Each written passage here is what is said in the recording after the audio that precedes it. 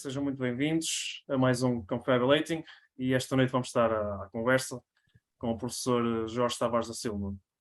Antes de começarmos esta entrevista propriamente dita, gostaria de fazer uma apresentação formal do nosso convidado. O professor Jorge Tavares da Silva é doutorado em Relações Internacionais da Faculdade de Economia da Universidade de Coimbra, na área específica de Política Internacional e Resolução de Conflitos, licenciado em Comércio Internacional.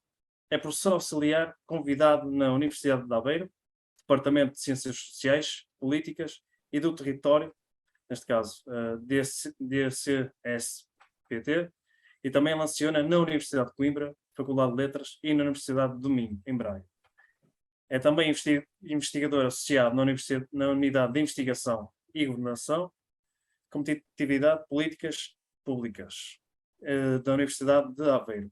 E é membro fundador do Observatório da China e do Centro de Estudos de Investigação e Defesa de Segurança de Trás-os-Montes e Alto Douro.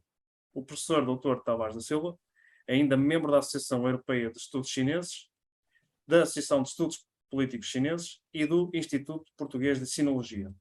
É autor de vários artigos, capítulos de livros e revistas científicas sobre relações internacionais, incluindo o livro BRICS e a Nova Ordem Internacional, neste caso em português. Muitas destas publicações cobrem detalhes da situação política, económica e social da China contemporânea. Neste seguimento, o professor Jorge Tavares da Silva, que é hoje nosso convidado, vai falar-nos um pouco da ascensão ao poder de Xi Jinping. Caro professor, mais uma vez, seja muito bem-vindo. Passo-lhe a palavra para que nos possa elucidar sobre esta temática. Muito boa noite. Começo por endereçar um agradecimento muito especial ao Núcleo de Estudantes de História, em termos gerais, e, portanto, agradecer o convite para falar de um tema que me é muito caro, que é um tema muito relevante, partindo, e eu vou partilhar aqui, não sei, eu já não estou a ver, partilhar aqui a minha tela, o tema, só um momento que não está a aparecer. Não sei se estão. Já estão a visualizar? Sim? Pronto. O tema que me é particularmente caro, exatamente, a questão do Xi Jinping e da China em termos gerais, que é um ator neste momento, quando falamos de política internacional, quando falamos da cena internacional, é um tema que não podemos deixar de referir, porque hoje a China está praticamente em tudo.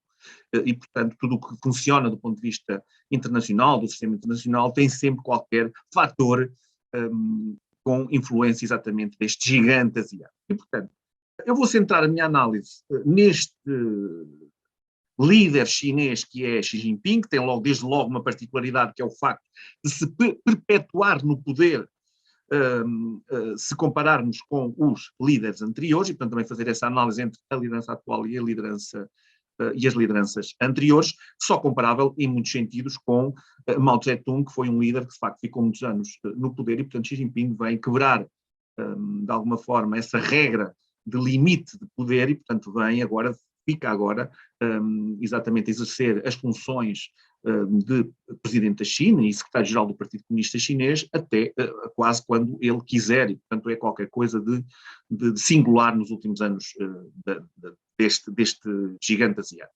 Portanto, eu chamo-lhe o novo timoneiro da China, que era o grande timoneiro, como nós sabemos, era Mao Tse-tung.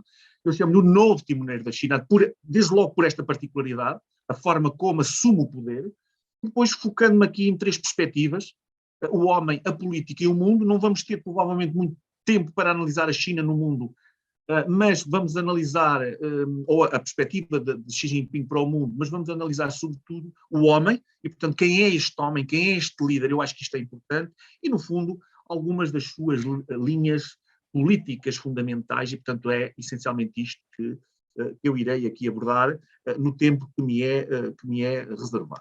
Eu vou partir de um livro, enfim, que escrevi há relativamente tempo, 2 anos, exatamente uma tentativa de escrever a biografia de Xi Jinping para português, tendo o percurso político deste líder mais ou menos averiguado. Enfim, nós sabemos que na China tudo aquilo que nós falamos, tudo aquilo que nós observamos tem sempre limitações, porque é um país que, de facto, o acesso à informação é limitado, mas, no fundo, é isto que, daquilo que eu consegui, enfim, analisar e verificar, foi mais ou menos este exercício de tentar perceber quem é efetivamente este homem, porque é um homem, como sabemos e como eu referi, muito relevante do ponto de vista da cena internacional da atualidade e, portanto, é alguém que nós temos que prestar muita atenção, como se calhar temos que prestar também atenção a líderes como Vladimir Putin e outros, que são, de facto, líderes que depois têm uma importância muito relevante para os acontecimentos internacionais.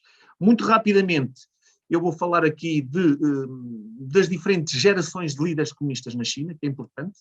Nós estamos na sexta, seis gerações de líderes chineses, olhar um bocadinho para isto, eles vão sendo substituídos, mas como é que esta elite é escolhida?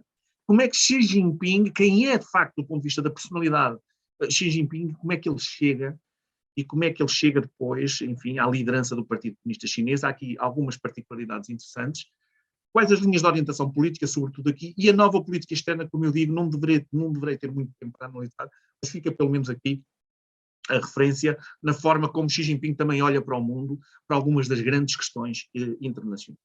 Desde logo olhar, e nós devemos sempre começar por aqui, olhar para a China, para este gigante que representa a quase totalidade do extremo Oriente, e portanto é um país que antes de ser país é essencialmente uma civilização. Isto também é muito importante para percebermos os dias de hoje. Começar pela ideia de civilização, uma velha civilização milenar que procura, que está numa fase de construção, não sei se está acabada, se calhar ainda não está acabada, na fase de construção de um Estado-nação. Isto é muito relevante.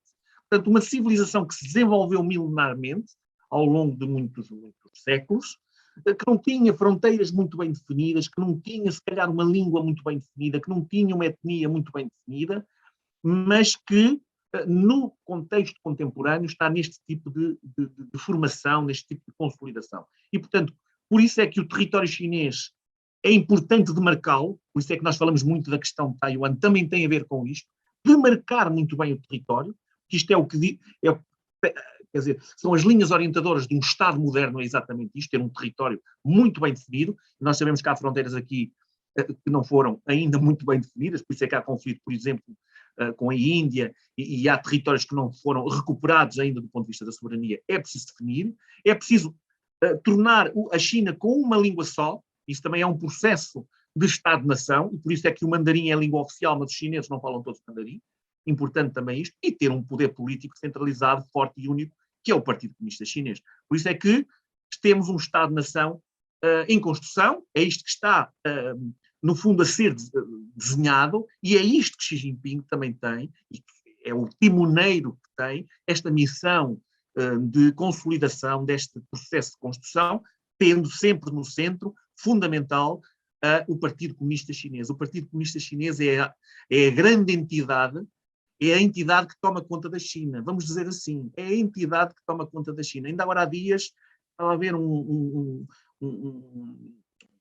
espécie de um núcleo que foi criado, um comitê que foi criado nos Estados Unidos para lidar com a China, e o comitê não põe exatamente isto no Senado, e o comitê não estabelece as relações entre os Estados Unidos e a China, refere os Estados Unidos e o Partido Comunista Chinês, porque é o Partido Comunista Chinês que toma conta da China.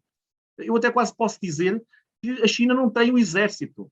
Quem tem o exército é o Partido Comunista Chinês. O Exército Popular de Libertação é um braço armado dentro do Partido Comunista Chinês. Portanto, o Partido Comunista Chinês toma conta de todo este território, é a autoridade que controla o Estado, curiosamente.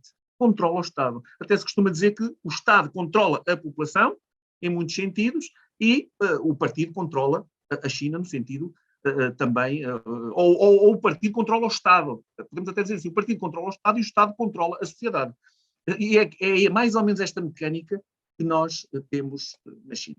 Olhar também um bocadinho aqui para a geografia, ver esta distribuição geográfica, ou esta configuração geográfica, porque também nos mostra a grande centralidade da China ao longo dos milénios, e, portanto, isso também é fundamental para perceber também que esta tal civilização, não temos muito tempo, como eu digo, para abordar estas questões, mas isto tem muito a ver com a mentalidade chinesa no contexto contemporâneo, e, portanto, daí que seja muito relevante, e perceber que, em muitos sentidos, foi, e também vimos pela geografia, foi uma velha civilização que sempre foi bastante isolada do resto do mundo, daí que tenha características muito próprias.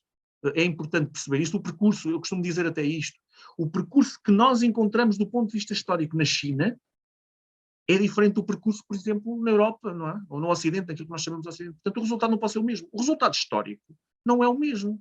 Então, se nós não temos uma Revolução Francesa, não temos as correntes liberais, não temos uma Igreja Católica enraizada nesta civilização, nós não podemos ter o mesmo resultado no fim. E, portanto, daí que questões como os direitos humanos são, evidentemente, vistas de forma diferenciada entre o Ocidente e o Oriente. Portanto, o resultado, o percurso histórico é outro, nós estamos a falar exatamente num contexto de história, não é? Aqui, e, portanto, se o percurso histórico não é o mesmo, o resultado não pode ser o mesmo.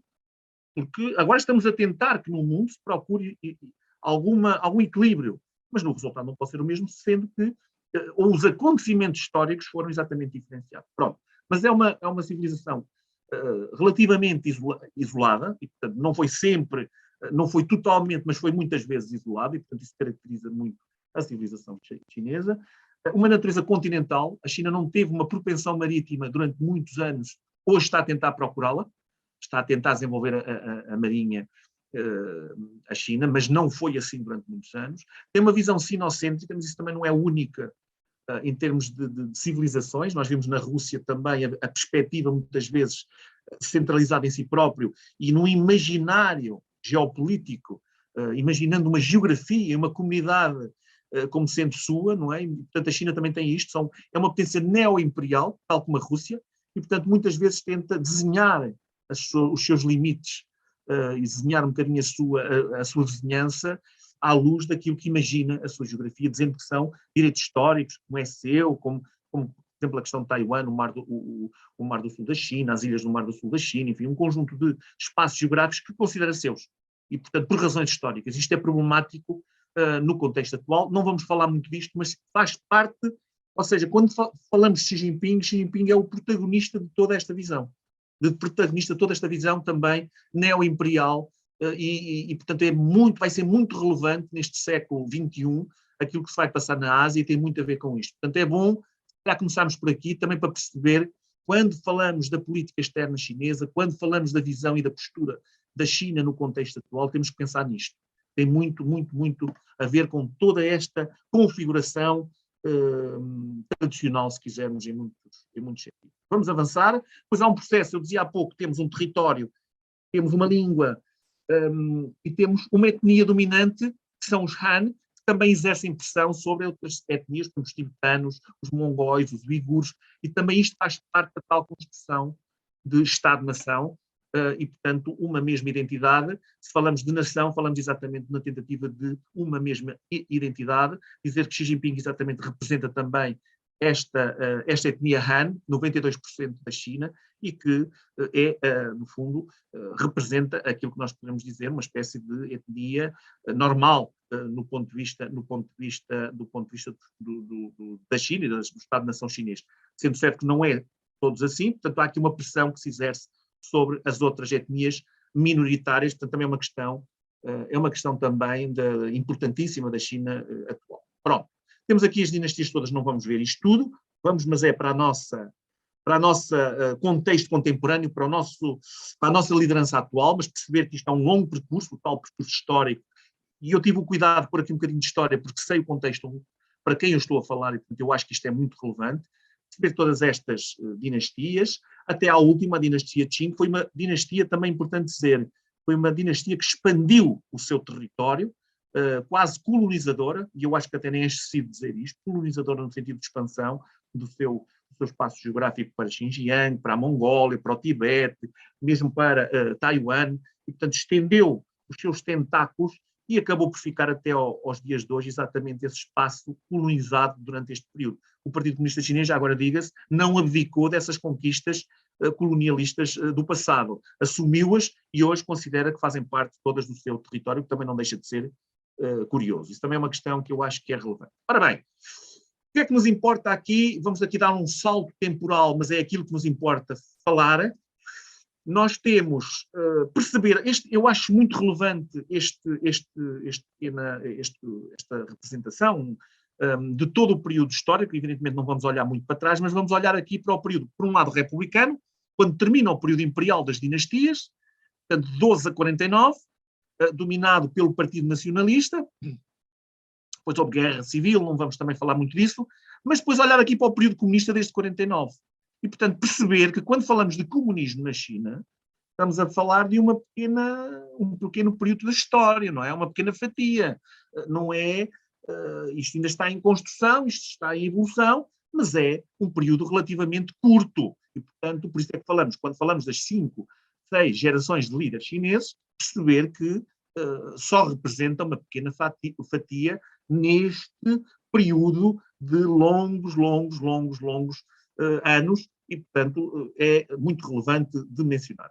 Quem foi o fundador da República Popular da China, como se sabe, foi Mao Tse-tung. Aqui está ele no momento dessa fundação, e, portanto, é aí que começa o período de comunista, coletivização da agricultura, todas aquelas transformações económicas e sociais que nós conhecemos. Também não vamos falar muito disso, mas é importante para caracterizar o momento atual. Portanto, temos aqui as várias gerações de líderes, tanto ao longo deste período, está aqui mais ou menos representado, portanto, desde Mao Tse-tung, depois também tem os líderes do partido e tem simultaneamente os primeiros-ministros do governo. Já agora, enfim, também fica aqui referenciado, e eu acho que é importante, na verdade, quando nós dizemos presidente da China, a China não tem bem um presidente. Se fôssemos à língua mesmo chinesa, não é propriamente um presidente, nós até dizemos o chairman, não é? O chairman Mao, e agora o chairman Xi Jinping. O chairman é um bocadinho um diretor executivo, e, portanto, é a expressão mais, quase que se fôssemos a ser exatos, e até na língua chinesa isso é exatamente assim.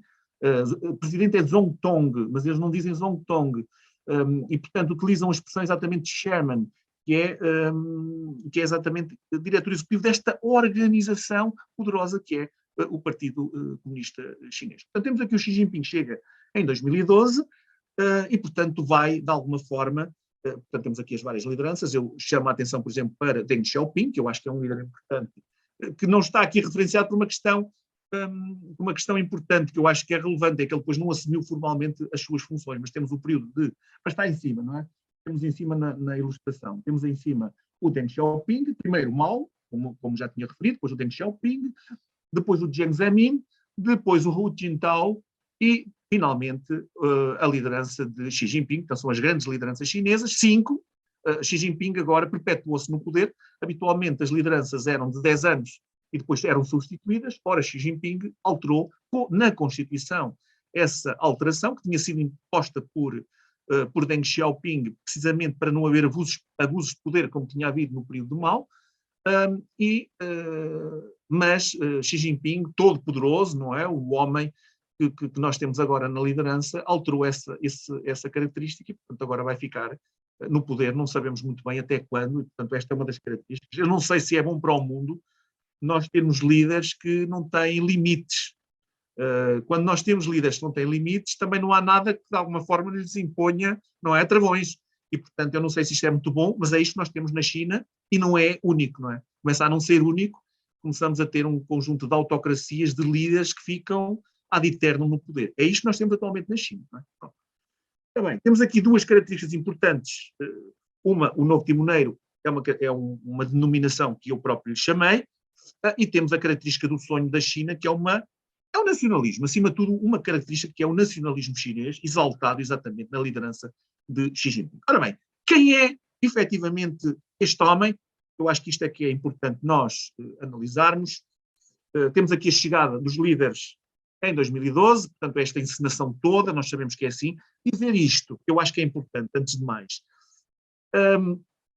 A China costuma defender como um modelo de afirmação, ou modelo, enfim, de escolha de líderes, ser um modelo meritocrático, e parcialmente é, mas uma parte substancial destas escolhas internas do partido são escolhas informais. São escolhas, muitas vezes, como nós também, nas nossas democracias também liberais, muitas vezes acontece, enfim, são os contactos, as connections, as escolhas, as fações, e, portanto, também é muito por aqui, são dinâmicas de poder que acontecem dentro do próprio Partido Comunista e que depois acabam por, no fundo, se escolher este em detrimento daquele, certos grupos, eu chamo, por exemplo, a importância do grupo de Xangai, que é um grupo muito poderoso, que tem sempre alguém que consegue influenciar e colocar no Politburo, e, portanto, é um grupo muito famoso e muito importante e muito relevante. Era muito liderado ou era muito influente o anterior presidente da China, Jiang Zemin, era ele que, no fundo, era ali a grande figura no grupo de Xangai, sendo certo que Xi Jinping atualmente acabou muito com estas fações e está a uniformizar o poder dentro do Partido Comunista Chinês, o que também é curioso. Mas vem muito daí, depois eu daqui a bocadinho, se tiver ainda tempo, falarei um pouco disto. Mas ou seja, o partido não é monolítico. O partido tem grupos, fações dentro de si, não é? Só que a liderança atual, sobretudo vocês viram o que aconteceu enfim, no Congresso, com o afastamento, o Jintao, foi exatamente foi mais ou menos isso que aconteceu, o afastamento de uma linha contrária a Xi Jinping. Agora, Xi Jinping tem, no fundo, assumido um papel de controle quase, rodeou-se, vamos dizer assim, rodeou-se de gente leal à sua própria figura e, portanto, não era muito habitual. Habitualmente o primeiro-ministro era de uma facção e o presidente era de outra. Não, neste momento ele uniformizou e também isso é uma característica da sua própria liderança. Mas já vamos falar disso novamente. Ora bem, isto agora bloqueou aqui, não sei. Pronto. O que eu queria dizer, pronto, por um lado, foi o que eu falei há pouco, temos um partido-Estado, não é? E, portanto, onde o partido toma conta do Estado e tudo está ligado ao Partido Comunista Chinês. Dou-vos um exemplo, a justiça, por exemplo. A justiça é, em primeiro lugar, está sob o controle do próprio partido, não é? O partido controla a justiça, o partido controla o exército, o partido controla tudo, não é? Controla todas as formas de vida, toda a economia, enfim, controla tudo, é a alta autoridade do país no controle de todos os mecanismos que funcionam na China e, portanto, é exatamente assim. Pronto. O que eu queria dizer era, e olhando agora aqui para o Partido Comunista Chinês, saber que há uma linha muito mais de direita. E o que é isto, uma linha de direita, se estando no Partido Comunista Chinês? É uma linha mais liberal do ponto de vista económico. Era aquilo que nós tínhamos ou que tínhamos de Jiang Zemin, que faleceu há poucos meses, como sabem, e da linha, por exemplo, de Li Keqiang, que ainda é o atual primeiro-ministro, que vai sair agora em março. E, portanto, é uma linha que pedia mais reformas, não era contra as políticas, por exemplo, da Covid-0, queria maior abertura comercial e, portanto, uma China, do ponto de vista económico, mais liberal. E tem uma nova esquerda, que é uma ala do partido que defende essencialmente políticas mais sociais, mais equilibradas socialmente. Portanto, na essência é isto. E, portanto, isto marca, em muitos sentidos, duas correntes dentro do próprio Partido Comunista. Depois temos, claro que aqui podem ser sobrepostas, mas consegue-se identificar um conjunto de líderes que eram filhos de altos quadros históricos. Ou seja, as velhas figuras que estiveram em grandes momentos da história, às vezes grandes militares, grandes figuras do passado, os filhos hoje têm um papel importante dentro da estrutura do Partido Comunista Chinês. Portanto, são, no fundo, um conjunto de príncipes vermelhos protegidos. Ora, é fácil de identificar já é exatamente Xi Jinping, é um filho de um alto quadro histórico chinês, Xi Jinping, e, portanto, é alguém que beneficiou muito, e esta é a primeira grande característica de quem é este homem, é alguém que beneficiou muito da ligação paterna. Fica já esclarecido, e, portanto, esta é uma das características.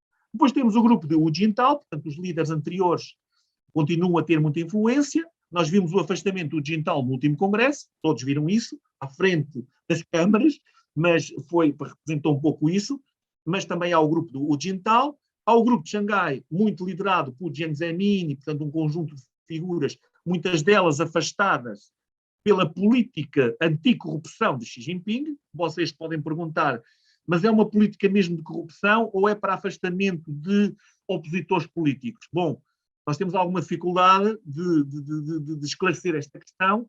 Em alguns casos é mesmo corrupção, porque a corrupção na China é endémica e é tradicional, nós sabemos disso, mas também foi uma boa oportunidade para afastar alguns quadros políticos. Sendo certo que outros que passaram pela proximidade de Xi Jinping não foram afetados, o que nos leva a concluir, então, mas este não foi e aquele foi, e, portanto, fica ali uma zona um bocadinho pouco mal esclarecida, não é? se efetivamente, se em alguns casos não foi mesmo uma oportunidade de afastar opositores políticos, aproveitando a política de anticorrupção. Fala-se do mesmo da Covid-0. Se a Covid-0 também não foi para esta perpetuação do poder de Xi Jinping e para se afirmar como o todo-poderoso. É uma grande questão que também nos fica aqui. Temos depois ali embaixo os Tuanpai. Quem são os Tuanpai? Os Tuanpai são os membros da escola do partido, a escola central do partido, que forma quadros, muitos deles chegam à liderança.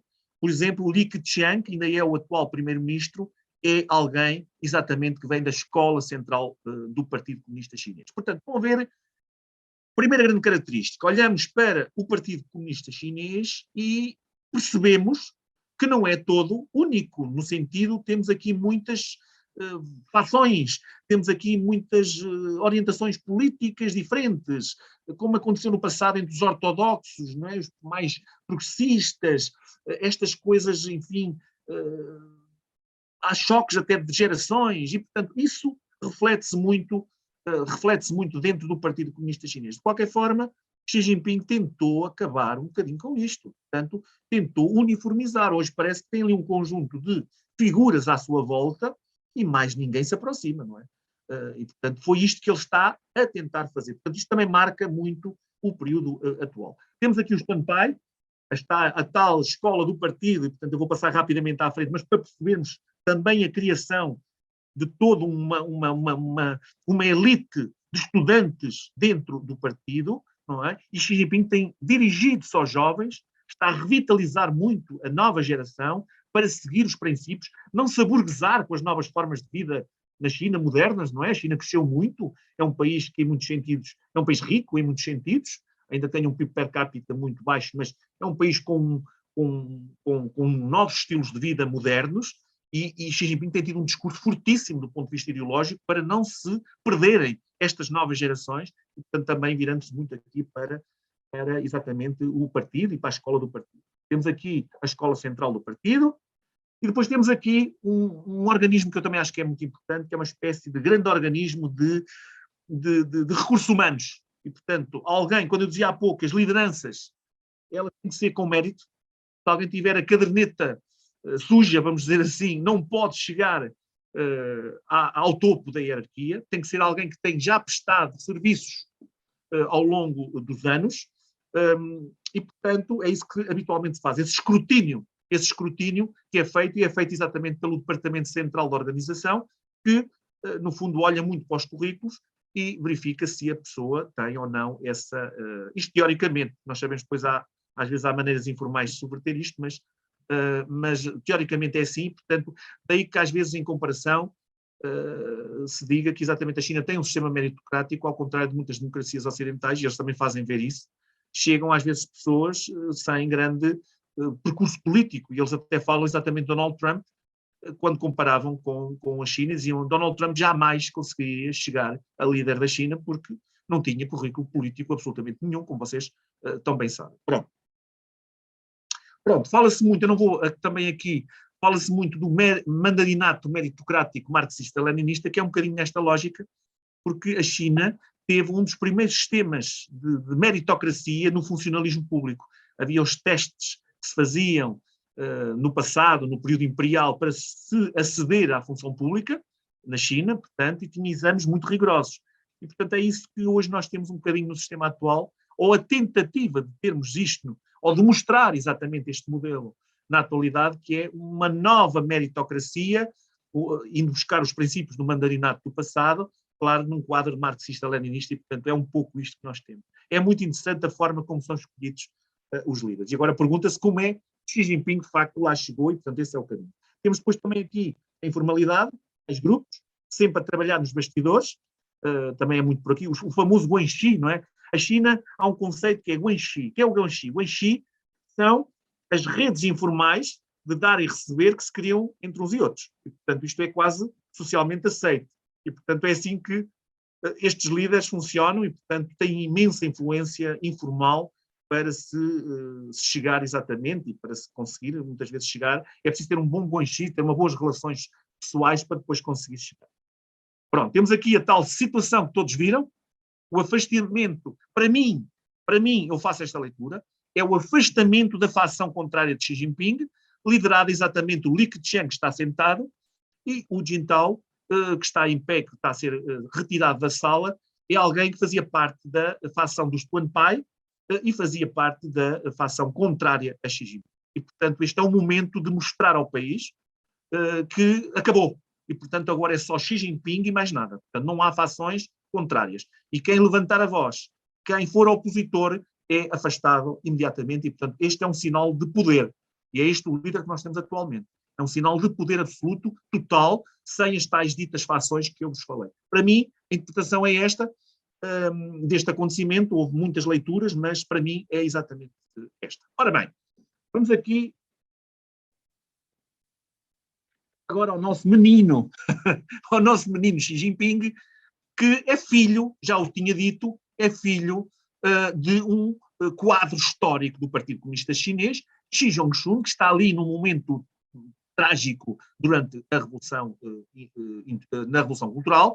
Ele, portanto, ele beneficia logo desde os primeiros anos, ele vai frequentar as escolas do Partido Comunista Chinês, vive com a elite política em Pequim, portanto, numa zona residencial que se chama Zhongnanhai. Zhongnanhai é onde estão, é o bairro dos altos quadros do partido, e, portanto, ele nasce nesse contexto de príncipe vermelho, e o pai era um braço importante do próprio Mao Tse-tung, e, portanto, é nesse contexto que ele vai viver.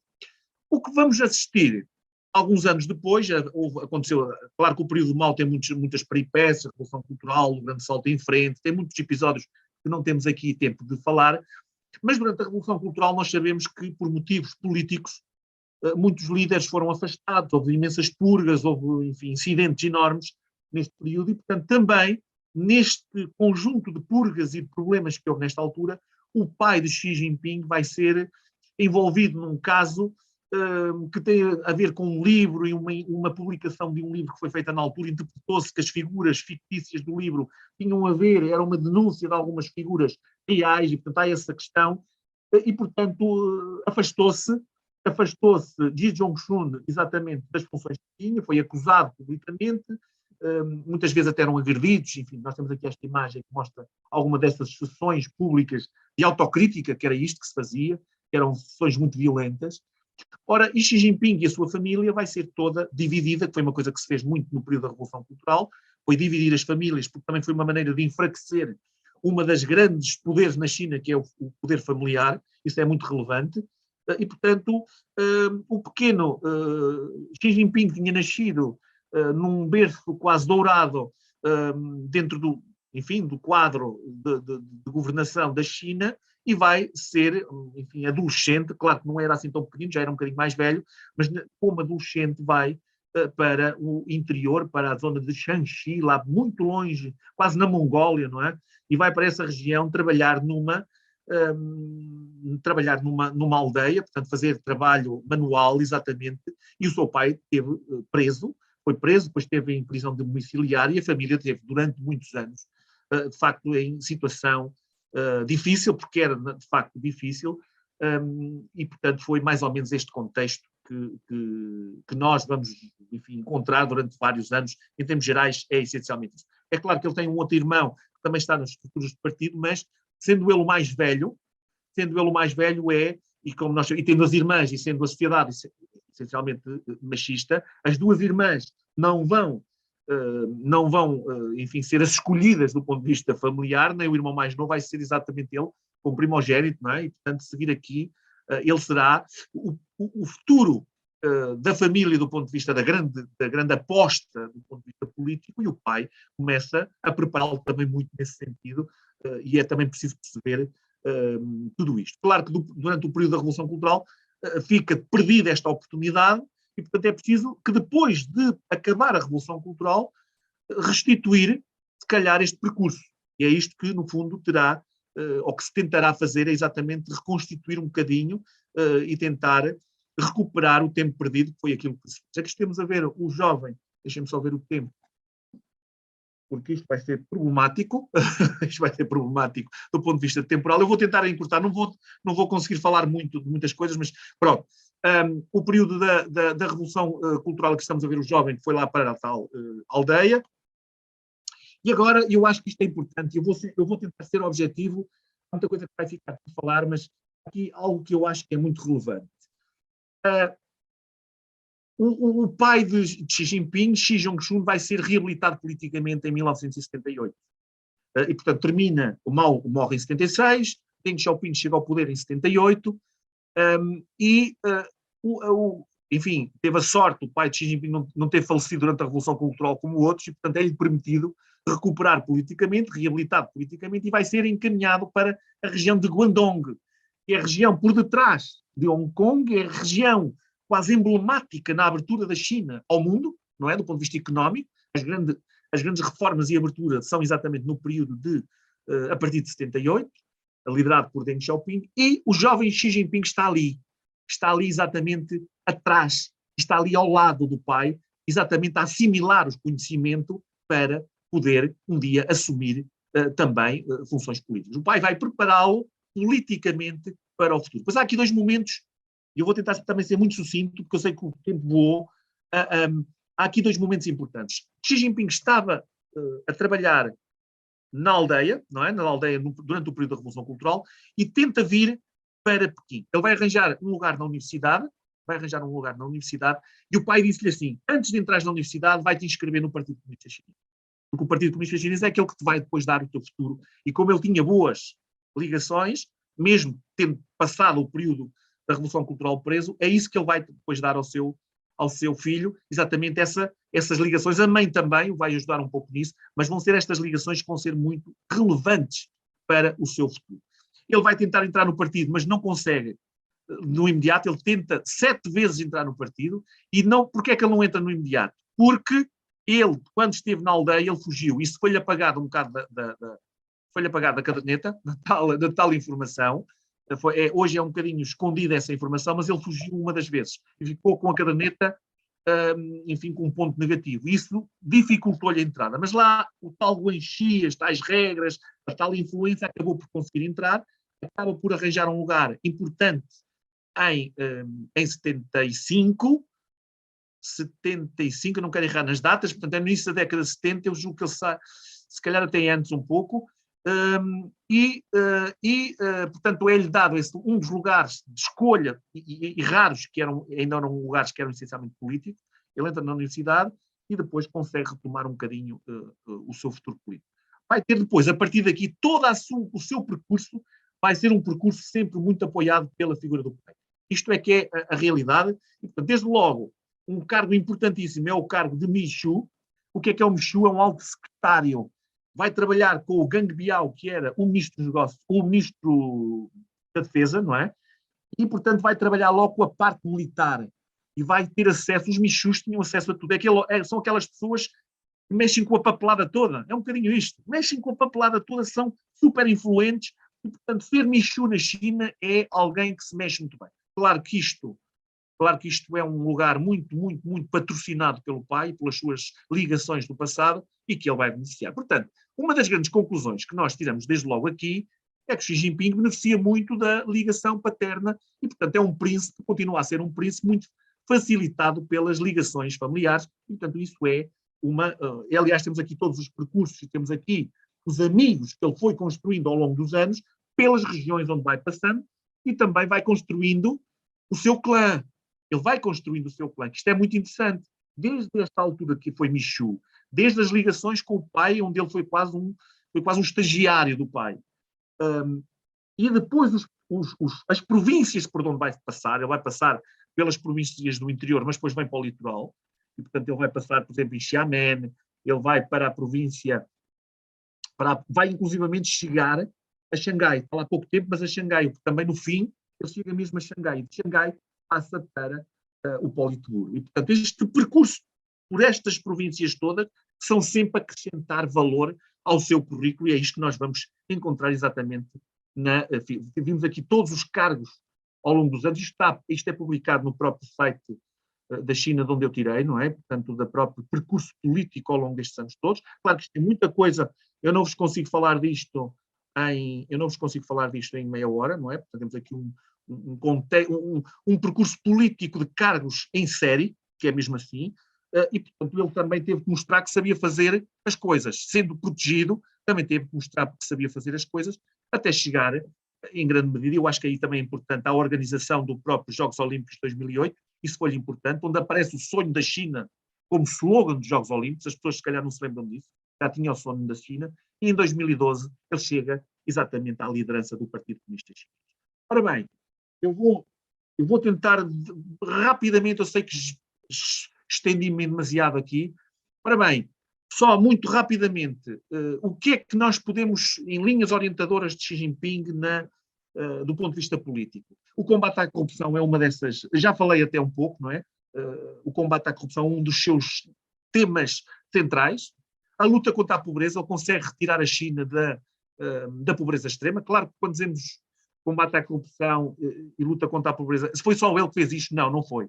Mas se nós olharmos para a corrupção e para os indicadores, eu tenho aí um quadro que mostra isso, ele fez um combate à corrupção numa escala que mais ninguém fez. E, portanto, daí que marque exatamente com as lideranças anteriores. Uma nova onda de nacionalismo, doentio até, perigoso.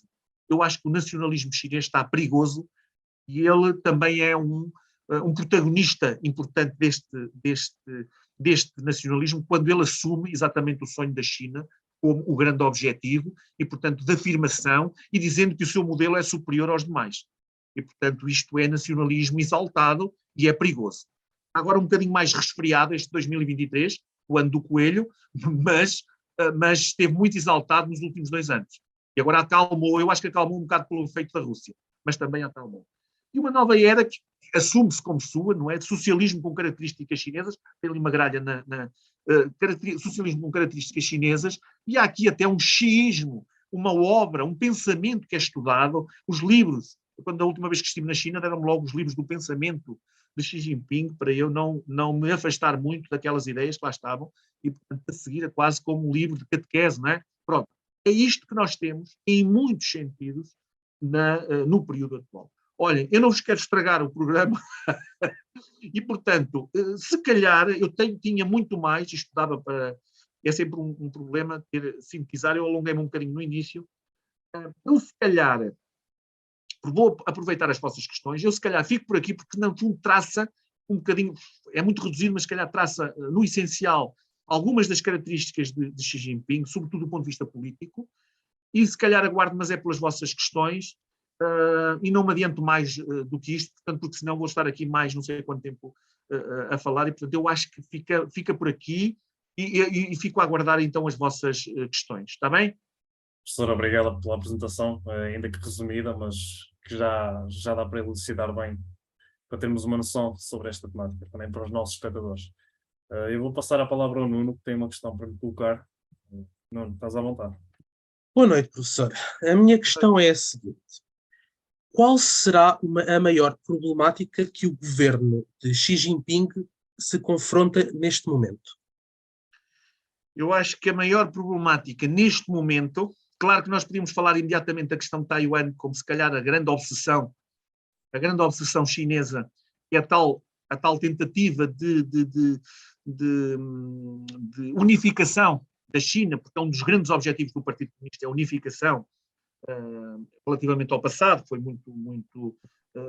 foi muito ofendida pelas potências ocidentais, e portanto aquela questão também de poder e de afirmação, é se calhar a grande obsessão é exatamente a questão de Taiwan, e portanto também não ficaria mal se eu falasse da questão de Taiwan como a central, que é, mas eu acho que a grande preocupação neste momento, e estou a falar um bocadinho exatamente na lógica do neste momento, que é o ano que está agora a iniciar-se, é a fratura que se está a criar do ponto de vista internacional entre aquilo que nós chamamos a luta contra as autocracias, não é? E as democracias liberais. E, portanto, está a criar a imagem da China prejudicou-se com fenómenos como a Covid-19, prejudicou-se também em grande medida na forma como se implicitamente, não muito declaradamente, mas implicitamente está envolvida com a Rússia, e, portanto, o protecionismo por parte dos Estados Unidos, a tentativa dos Estados Unidos estarem a criar uma frente unida contra as autocracias, que no fundo faz o quê? No fundo afronta o próprio Partido Comunista Chinês. E, portanto, o grande objetivo, a grande preocupação da China de Xi Jinping é a sobrevivência do Partido Comunista Chinês. E, portanto, mais que a questão de Taiwan, claro que a questão de Taiwan também ajuda a essa sobrevivência, porque vamos lá ver, se a China perder Taiwan, se calhar o Partido Comunista também se deixa de existir, porque perde um dos seus grandes objetivos, fica mal perante o seu povo e se calhar vai criar instabilidade interna. E, portanto, a sobrevivência do Partido Comunista Chinês, isto não é exagerado a dizer isto, porque quando olham para a União Soviética é esse o grande trauma da China. E aquilo que os Estados Unidos estão a fazer neste momento, é, em muitos sentidos, desafiar essa supremacia e essa lógica de autocracia que a China tem. E, portanto, agora dá-me a ideia, e o que vai ser feito agora nos próximos tempos, é que a China está a abrandar o seu discurso. Já notou-se isso nos 2 discursos de Ano Novo. A China tem 2 anos novos, não é? O Ano Novo chinês e o Ano Novo de calendário internacional ou ocidental. E, portanto, nos 2 discursos de Xi Jinping são 2 discursos moderados. Não fez referência explícita a Taiwan, pelo menos na maneira como costumava fazer. Não fala das ingerências externas dos Estados Unidos, às vezes não falam diretamente dos Estados Unidos, dizem as ingerências externas, as afrontas, os grandes, as ondas dos oceanos, falam assim umas expressões às vezes não diretas, mas nós percebemos a que é que se querem referir. Também não fez nada referência a isso. Pelo contrário, fala de paz, desenvolvimento e cooperação. E nós vamos ter o Antony Blinken em fevereiro, exatamente, na China, para tentar, de alguma forma, atenuar as relações com a China, porque é o crescimento económico, a imagem da China internacionalmente e a própria sobrevivência do partido, para mim, são as questões fundamentais que a China está verdadeiramente empenhada, e digo, enfim, é uma leitura minha, com o risco de não acertar, mas a China não se vai meter de forma alguma na questão da Rússia. A Rússia é muito boa para dar petróleo, a Rússia é muito boa para, enfim, ter ali um pilar importante no modelo internacional do ponto de vista de apoio, mas não vamos aguardar que seja mais do que isto, porque a grande questão é exatamente os Estados Unidos. E já agora acrescento um outro elemento, que é o facto de terem ido buscar para ministro dos negócios estrangeiros o antigo embaixador da China nos Estados Unidos, Qin Gang, que é exatamente alguém moderado. Porque havia uma outra figura que era um Zhao Lijian, se não estou enganado, que era um homem chamado um lobo-tigre, não é? Uma espécie de guerreiro do ponto de vista diplomático, que era muito mais agressivo, e esse foi afastado para ir buscar alguém muito mais moderado. Ora, esta figura mais moderada é exatamente também no sentido de uma tentativa de aproximação aos Estados Unidos e até ao Ocidente em termos gerais. Portanto, é isto que é o que está no centro das preocupações da China. Muito obrigado, professor. Vou passar a palavra ao meu colega Carlos, que tem uma questão para lhe fazer. Professor, ainda nesta linha da política internacional, eu tenho que tocar neste assunto e queria lhe perguntar qual é que é o motivo pelo qual o povo de Hong Kong querer a sua autonomia, não é? E a razão pela qual o governo chinês acaba por não permitir esta situação. Sabe que quando falamos de Hong Kong, falamos de Macau e se calhar por inerência Taiwan, que são as 3 tais, lá está outra vez, nós estamos, é engraçado, está tudo interligado, não é? Quando falamos no tal objetivo de unificação do país, estamos a falar destes 3 territórios, 2 deles recuperados, um por recuperar, e portanto é um dos grandes objetivos do Partido Comunista Chinês. Só que Hong Kong, que foi um território que era, no fundo, uma colónia exatamente inglesa, tem um habitat político diferente do resto, por um lado, nós sabemos disso, não é? Diferente do resto da China. Sabemos que a China ofereceu um modelo, um país, 2 sistemas, permitindo, e antes disso eu acho que isto é importante dizer isto, um modelo, um país, 2 sistemas, que permitia que territórios como Macau e Hong Kong ficassem durante 50 anos com um sistema político diferente da China continental, não é? Porque é exatamente isto, sem o controlo do Partido Comunista Chinês. Mas nós estamos a ver que isso não está a ser cumprido. É preciso dizer isto abertamente. A China não está a cumprir com o que tinha acordado. não só em Macau. Macau é muito mais fácil, porque tornou-se tudo muito chinês em pouco tempo, mas Hong Kong tem um habitat político diferente, tem partidos políticos, tem enfim, até grupos sociais mais instáveis, e, portanto, tem ali um conjunto de dinâmicas que são exatamente desafiadoras para essa tentativa de controlo que o Partido Comunista Chinês quer, quando nós sabemos que o chefe do executivo de Hong Kong é exatamente escolhido pelo Partido Comunista Chinês. Não é por eleições locais. Claro que nós dizemos assim, mas Hong Kong era democrático. Não, nunca foi.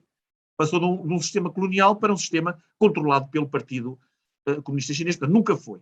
Só que estes grupos, enfim, estes grupos e estas dinâmicas sociais em Hong Kong desafiaram esse controle. E, portanto, fruto de uma política de segurança, não é? Da tal Lei de Segurança Nacional, aproveitaram para, no fundo, aniquilar, por um lado, o tal modelo um país, dois sistemas. Não há um país, dois sistemas neste momento, há só um sistema, e aos poucos anulou-se exatamente esses grupos, da sociedade. No fundo, tinha ali grupos da sociedade civil que se manifestavam recorrentemente, e, portanto, tentar eliminar esses grupos, acabando com o sistema, com o modelo um país, dois sistemas, e, portanto, é exatamente isso que estamos a tentar fazer, porque a China, quer queiramos, quer não, ou melhor, não é China. E, mais uma vez, chama a atenção, nós confundimos muito. O Partido Comunista Chinês é uma coisa diferente. É a entidade que controla a China, e eu chamo a atenção a isto, não gosta, não se dá bem com este tipo de liberdades que desafiam o poder central. E, portanto, tenta logo aniquilar este tipo de ações, e, portanto, é isto que aconteceu exatamente em Hong Kong. É exatamente isto. Ok? Professor, muito obrigado pela elucidação. Eu vou passar novamente a palavra ao Nuno, que ele tem mais uma questão para lhe colocar. Muito bem. Ora bem, professor, com toda a sua apresentação, eu fiquei com uma pequena dúvida. Portanto, o Partido Comunista Chinês divide-se em fações e Xi Jinping tenta unificar todas as fações. A minha questão é a seguinte: o Partido Comunista Chinês é a única alternativa democrática para a população chinesa, ou não existe opção democrática para o povo chinês? Bom, digo já uma coisa. Pronto. Primeiro, não é unificar, quando disse agora que o Xi Jinping está na tentativa de unificar. Não, está na tentativa de eliminar as tais, ou afastar. Não é eliminar, não é bem como a Rússia é mesmo eliminar, não é? Aqui poderá ser eliminar em alguns casos, se forem casos de corrupção, mas eu vou dizer afastar, vou ser mais moderado, também não vou afastar exatamente as fações contrárias para prevalecer a sua. Vamos dizer assim, não vamos dizer que está a unificar, que está a juntar-se às outras fações. Não. Por exemplo, este afastamento da fação é destituir, é, no fundo, afastar politicamente os seus opositores e, no fundo, afirmar-se de forma única. E, portanto, este é que é o fenómeno que estamos a assistir nos últimos tempos. E, portanto, quando nós olhamos para o novo primeiro-ministro, quando olhamos para as figuras todas que fazem parte do Comitê Permanente do Politburo, que são os tais líderes que estão chama-se até, enfim, os 7 imortais, não é? E, portanto, é um bocadinho as figuras que compõem esse núcleo, que são tudo pessoas leais à própria figura de Xi Jinping. E, portanto, não era muito habitual, havia um bocadinho mais divisão, não há divisão neste momento, é único. Isso é uma novidade e, portanto, é um afastamento, não é? Pronto, esta é uma característica.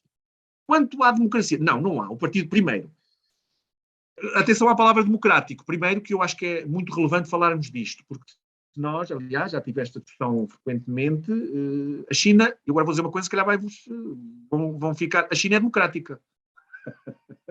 A China é democrática, não é? Para uma determinada perspectiva, temos é que esclarecer que democracia é esta. A China tem aquilo que se chama um centralismo democrático.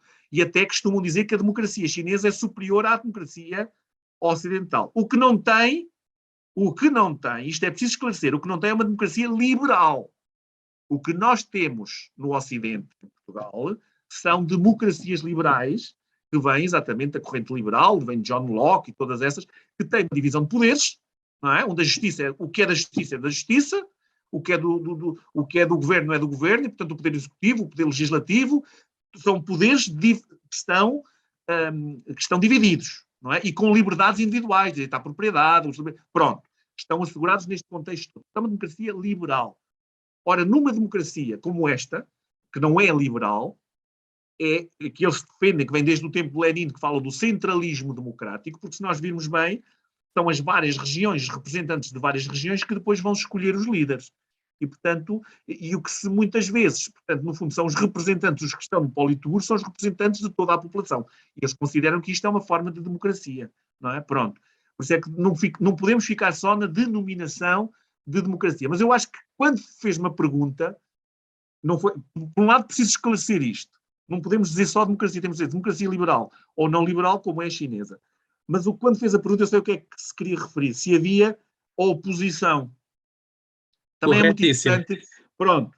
Também é muito interessante, porque eu também lhe podia dizer que a China tem um sistema multipartidário. E agora fica multipartidário, sim, só que está na Constituição chinesa, só que as constituições, como sabem, muitas vezes são constituições um bocadinho com a necessidade de lá ter a informação, sem depois ser, do ponto de vista prático, não representa absolutamente nada. De facto, tem lá 9 partidos na Constituição. Eles existem, mas são meramente, são partidos que, entre aspas, quase fantoches, não é? E, portanto, eles são para mostrar exatamente que há um sistema multipartidário com outras, mas não há, do ponto de vista da análise de ciência política correta, é um sistema de partido único que não permite qualquer oposição, que permite qualquer outra entidade lhes possa desafiar. É a autoridade sagrada na China. O Partido Comunista Chinês é sagrado na China, não pode haver,